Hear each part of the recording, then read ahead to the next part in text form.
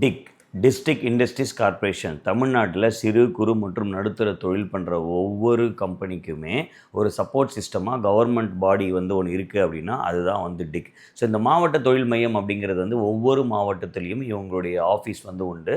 So இவங்களோட objective நோக்கம் என்ன அப்படின்னா தொழில் ஆரம்பிக்கிறதுக்கும் தொழிலை ரன் பண்ணுறவங்களுக்கும் தொழிலை அடுத்த லெவலுக்கு மேம்படுத்தி கொண்டு போகணும்னு நினைக்கிற ஒவ்வொருத்தருக்குமே தேவையான சப்போர்ட்ஸை ஃபெசிலிட்டேட் பண்ணுற வேண்டியது அதுக்கான உறுதுணையாக இருக்கிறது தான் இவங்களுடைய கோர் அப்ஜெக்டிவ். நிறுவனத்தை ஆரம்பிக்கணும் அப்படின்னா அதுக்கு நிறைய அப்ரூவல்ஸ் அண்ட் ரிஜிஸ்ட்ரேஷன்ஸ் தேவை. இதை சிங்கிள் விண்டோ போர்ட்டல் மூலிமா ஃபெசிலிட்டேட் பண்ணுறாங்க.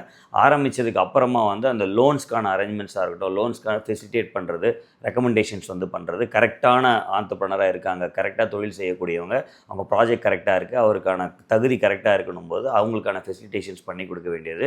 அதுக்கப்புறமா அவங்களுக்கான சப்சிடிஸ் சென்ட்ரல் அண்ட் ஸ்டேட் கவர்மெண்ட்லேருந்து நிறைய சப்சிடிஸ் பிஸ்னஸ்க்கு கொடுக்கப்படுது. இதை ஃபெசிலிட்டேட் பண்ணுறது. அப்புறம் ஆண்டர்ப்ரனர்ஸ்க்கான ட்ரைனிங், ஸ்கில் டெவலப்மெண்ட் ட்ரைனிங்.